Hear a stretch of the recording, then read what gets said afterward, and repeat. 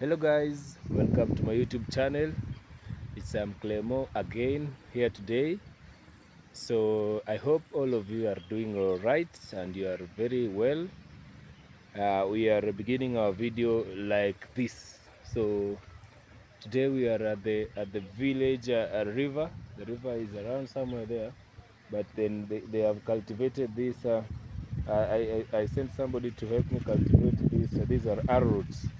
So you can see the arrowroots have been cultivated. So I'm trying to avoid tampering with them first, so that I cannot.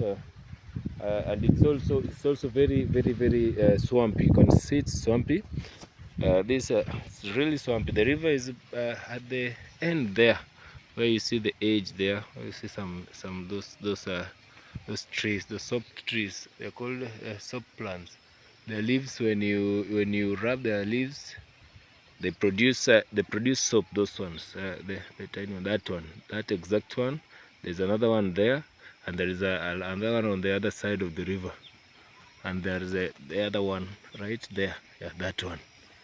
So they're called soap trees. Yeah, their leaves, they produce soap. So in the past, our village, our traditional leaders and our ancestors, they used to use them as soap before soap was brought into Kenya by the colonial government. They used to use those plants. Yeah, I think I'll have to search for its name. I don't know its actual name. And right here I planted some sugar canes. They're over there. So I think I'll have to walk to show you. So here you have to make these barrows and these tunnels, so that for the irrigation. I think if you saw my other video of the river, there are springs here near the river, just some 20 to 30 meters from the river. There are a lot of springs. So these springs, they produce a large amount of water. Like a mini river, you see. So you must dig these tunnels so that they can channel the water to the river. So let's continue and we will see how they are. You can see we have the plantains, the banana plantations. Yes, and our main problem here are the monkeys. So monkeys live there in those bamboo forests. That bamboo thicket is too thick, but that you cannot scare them away. So when I bring dogs here, the dogs just bark, and the monkeys, they tease them. They make an attempt like they are going down the bamboo tree, but then they run up when the dog starts barking at them. So it's like they're really cunning. The monkeys are really cunning. So that's the only problem here. Yeah, that's why you see we put more effort in these arrowroots, because they don't feed on the arrowroots. They just want the maize and the bananas. But even the bananas, they are not interested. As long as the maize is mature enough, at the milk stage, that's when you can burst the maize grain, and it produces some milky fluid. That's when the monkeys like it. And you also have napier. The planting of napier alongside the plantation is called push pull. It prevents the fall armyworms and everything. So another problem, there is guys from the other side. That's not our part, but those guys, they graze animals there, and they make sure those animals come to this side so that they can feed on my napier. And this napier is meant for my cows at home. So this is the very river that we saw. It comes from the town, very river. It meanders here. So the guys, they really harvested sand along this way. That's why you can see it has caused some erosion here. But I hope I control that by preventing them. I had to go to the village elder and get a letter that stopped them from harvesting sand along this river.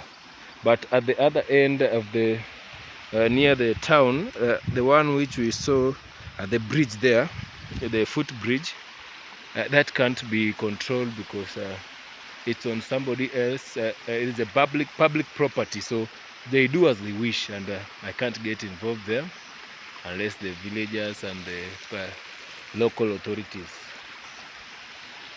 Yeah, you can see the bamboo, how the thicket. This is the thickest bamboo in Korea, and it's one of the very fast. There's no thick bamboo like that one.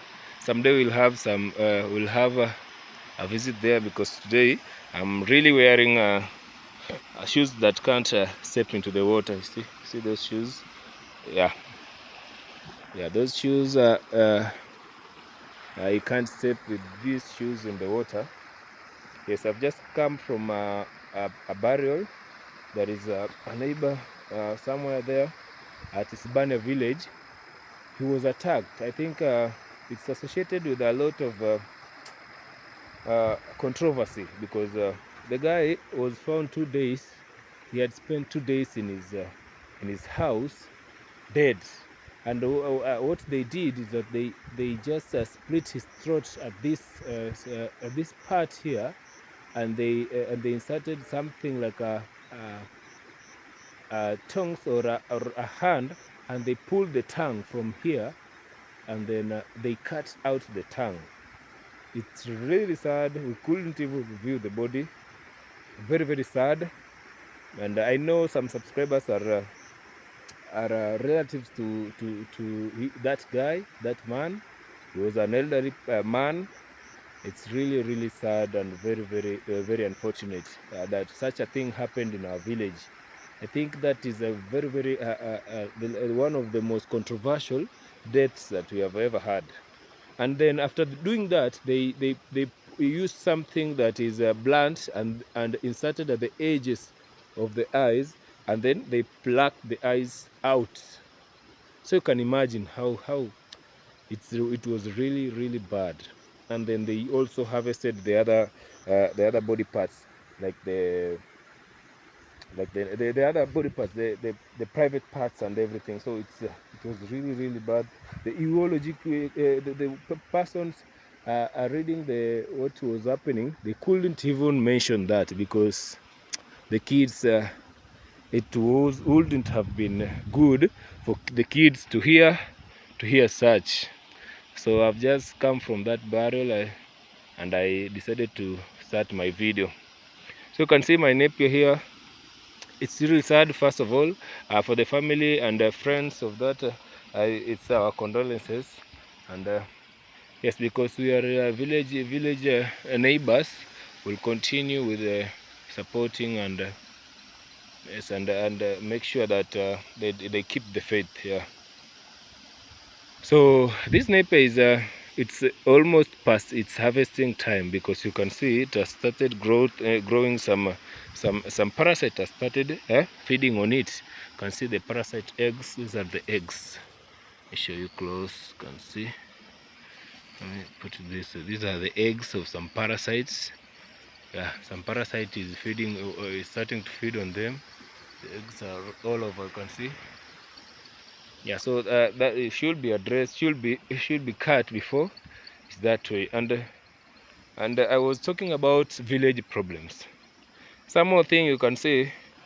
I had planted some sugarcane here. This sugarcane, I intended for the kids to get some sucrose from this sugarcane. But then, because the road to the school is up there, the students, the neighbor students or the village students, they pass by at lunchtime and steal this sugarcane. So this whole place was sugarcane, and they just pass by and just cut a sugarcane, and they continue chewing. So it's really a challenge, a very big challenge. because it was meant for my family or my relatives, friends, and neighbor and visitors. You see, yeah, and visitors. So it's really discouraging. So like this area, I wanted to put somebody, or I wanted to find someone to help me so that we can cultivate into this sugarcane to make them grow well and not compete for minerals with that grass. But then I changed my mind. I said that let that grass grow, so that I cut all the sugarcane together with that grass.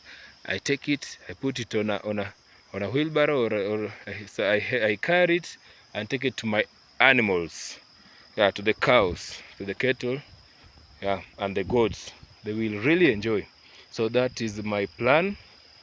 Yes, because you can see they just cut the sugarcane. I've not been here for over 6 months, and I was just sent a picture. You can see there is no even one mature sugarcane, because they really steal, and it's really discouraging. That's the problems with our African village neighbors and friend and even relatives. They don't know when to stop. They don't know boundaries. They really don't understand. They think that okay, in the past there used to be communal ownership of things. Right now it's not there. It's a past. We are past that stage, because this very person whose child comes and cut my sugarcane, if you go to their place and plow and pluck even one avocado from their tree, it will be a problem. It will be a problem, and we will have to be reported, and will be told to pay. So you see, it's not a fair game. It's not a fair game, so to say. Yeah, it's really discouraging. Discouraging, you can see. So that made me not to cultivate these sugar canes. Had to let them be. I let them be, and I concentrated on this. These are I don't know what their English name, but they are vegetables. Very, very nutritious. Very nutritious. So you see, the sugarcane is not tilled. We didn't till the sugarcane. We didn't weed it. You see, so it can't even grow. It can't produce edible sugarcane. Just some developed dwarfism. This is dwarfism. It's where they compete with the nutrients, with the grass. You see, the grass is even taller than the sugarcane. You can see this grass is taller than the sugarcane. You can see the grass taller than the sugarcane, because I gave up. I gave up long time ago, and I don't think I will plant sugarcane again near this place. I wanted to exploit the river water, but then after what was happening, it really made me give up. And I even heard there's a neighbor that sent like 3 kids, so they could cut around 15. Each kid carries 3, 5, or 5, 4 to 5 sugar canes, and they take the sugar cane to their parents, their mother, and the mother takes the sugar cane to the school nearby, so that she could sell. So you see, when I heard something like that, it really made me angry, because if it were fair, she could have come and told me, let's lease me the sugar cane. I cut, I go sell, and then I'll pay you this commission or this amount of money. That's how it's done.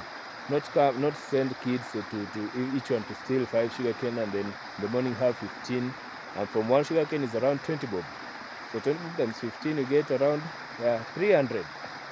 You see, it's really bad. It's bad. It's not good, and you can't explain that to our local people here, our fellow villagers and our fellow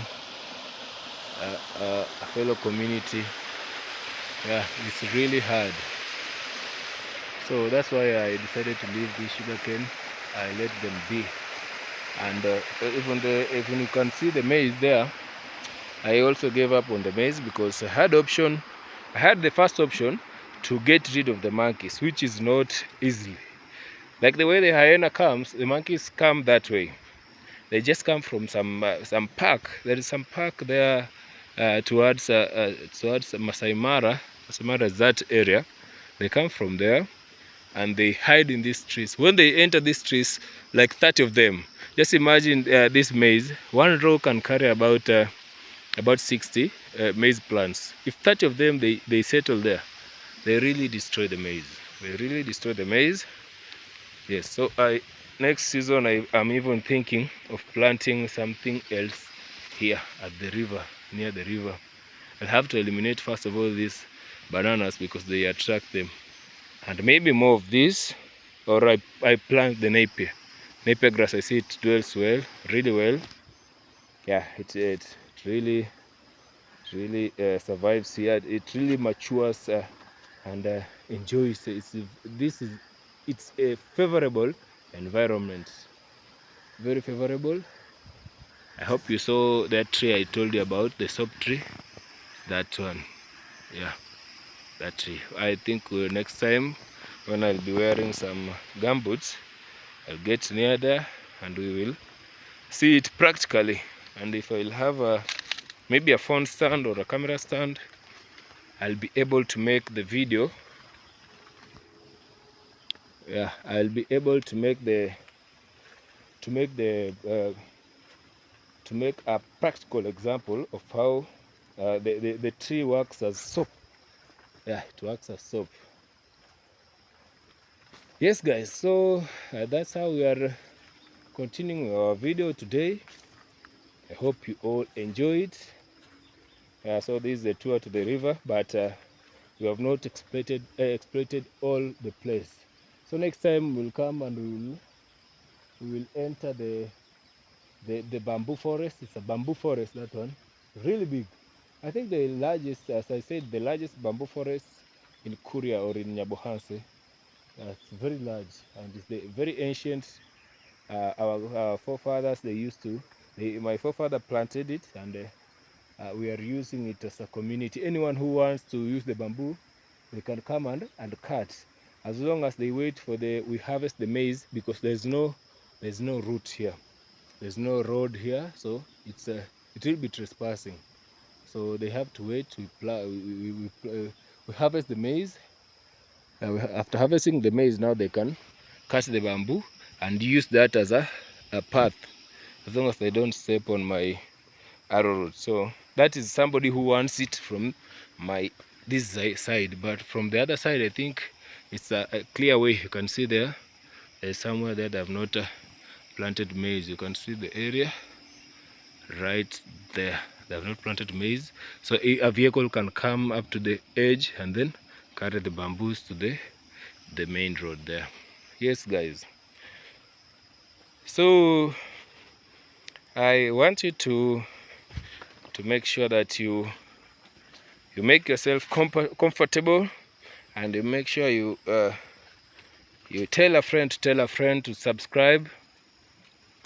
Yes, you can see my neighbor also is planting sugarcane at the edge, but they have an advantage because they have a fence over there, so no one can steal, but they can steal from this other side. Someday I was here, so this is a true story. It's really funny, but I'm gonna tell it anyway.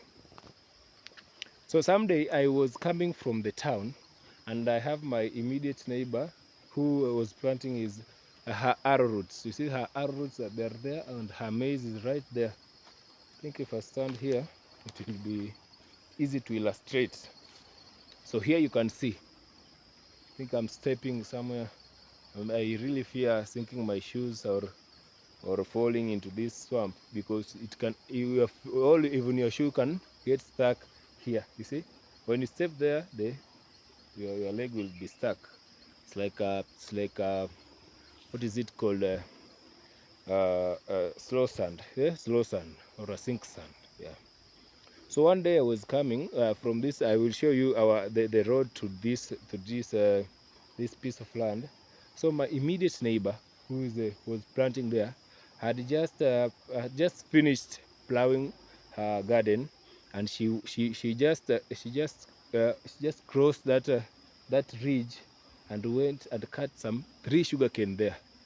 And immediately she finished cutting the sugarcane, I arrived from up there. The home is right there. We will go and you will be able to see. I was coming and I stood there. The maize was short at that time. So I asked her, "What are you doing?" And she told me, "My son, I've been working all day. I'm really hungry, and I had to cut some sugarcane, and I really don't know what to say. I really can't even explain why I didn't ask for anyone's permission, because my mom was at the other garden up there, and they had met. They had even greeted, and her garden is here. It's just like a 15 meters. She could have gone and asked my mom that, can I cut some 1, 2, 3 sugarcane so that I can energize my body up, so that I can continue with my work at my garden. See that the boundary is there. You can see the boundary. That's the boundary, and this is our place. So she came and cut the sugarcane, and the good thing that I was just arriving, and I stood at that tree and I watched her. So I didn't even startle her or look fierce or maybe animated or angry at her. I just asked her, "What are you doing?" And she told me, "My son." So I asked her, "But my mom is there, and I think you have met her. Why couldn't you go and ask her?" And she told me that I would have told her after finishing eating this sugar cane. I could have gone and told your mom that I've cut some 2 sugar canes, and if that's okay, I will. That will be fine. I told her, "No, why? If you had sugarcane there and you find me cutting it, and then I tell you that I wanted to cut first, eat first, and then come and tell you, what could you have said?" She even made me laugh. I laughed it out and said it's okay, and went on my way. And then after that, I think after a week, I came to this garden like impromptu. That's last year before I went back to the town, to the city. Impromptu, and I found the son doing the same thing. So I asked the boy, "Why are you doing that?" He told me that my mom told me that it's okay, I can cut the sugarcane because one day you found her cutting and you didn't have any problem with her. So I was shocked. Hey, so that means that if you find one mouse stealing and you let it go because you let her go because she's pregnant, next day she will bring her kid saying that that guy is a very good guy. You can steal without any repercussions. So that's why I learned that you have to cut you have to cut the being too simple to guys, or being too friendly to people. You have to cut that being too emotional or neighborly. Too much is bad. So if that day I could have warned the mother and told her that, "No, never repeat that mistake again. Come ask. We can't deny you." I couldn't have denied her. But it's ethics. It's good ethics, and it's good neighborhood to ask. Yeah, because next time if she had sugarcane, or I find someone stealing her things now, I can't stop him or her. I'll let them do what they do, because if she is the one stealing from me, and I find that someone is stealing from her, what would I have done? I'm not saying that she was a thief. She's a neighbor. I could have denied her. So she was in her rights. I think it has started raining here, and the rain from our place here is unpredictable. You can see the sky. The sky is not that. There is no that cloud for rain. A lot you can see. There is blueness. There is blue. Like that area is really blue. There's no nimbus. There's no. I don't know. I don't know why it's raining. It has just finished raining, but then can't know. This is the equatorial weather. I don't know. It's equatorial or tropical. Something like that. So you see. So I told the boy, give me those sugar canes, because it's becoming a behavior. It's becoming like a schedule or a routine, so that when you guys come to your garden and you want to that's your responsibility. If you have gardened your plots and you get tired, you're supposed to take care of yourself, not not using my resources to take care of your personal endeavors. I think it's not good. But then we are only human. So I forgave them and I warned them. I warned the boy. I told him to go and tell the mother it's not a good thing. It's not a good thing. They shouldn't repeat it. So I think the message was home. And those are the things that made me give up on the sugarcane. I don't know. I think you can give me your advice in the comment section and we can see what to do. I think I've eaten I drank some porridge. That's given me some acid reflux. People who are suffering from ulcers, we have that acid reflux. Yes, guys, so that's how it goes in the village. It's really challenging. You have to keep it up, have to adapt, have to be very understanding. If you're not understanding, you will make enemies of everyone. Yeah, and being an enemy of the people is one of the worst things. Like you can see that video of yesterday, I said, when you find your neighbor stealing from you or doing something bad from you, you don't have to crucify them, because you don't know when your family or a member of your family or yourself will find yourself, you find yourself in a situation, a compromising situation or a similar situation, which will force you to start apologizing. And if you apologize and you never forgive, it's really hard for anyone to help you or to listen to you. Yeah, that's how it goes. But if you find someone has done a mistake and they apologize and you forgive them, and then maybe later you are found with doing a different mistake or the same mistake, and you apologize, they will forgive you. But if you don't forgive, Africans here in Nyabohanse village, people have a different way of doing things. So this is my bike. It's really the rain has really hit it. It's raining, and I don't. It will really be a problem when it rains. It will be hectic to start it. So I prefer. I have to rush to the house, and so that I can put it in the shelter. Yes. So I told you that we will make a video of the finger millets before we harvest. And yesterday we started harvesting, but I was doing another video. You can see the finger millet is. Yes. So the finger millet is here. So we started harvesting yesterday. You can see there is that part, the brown part we have harvested, and this one is not harvested.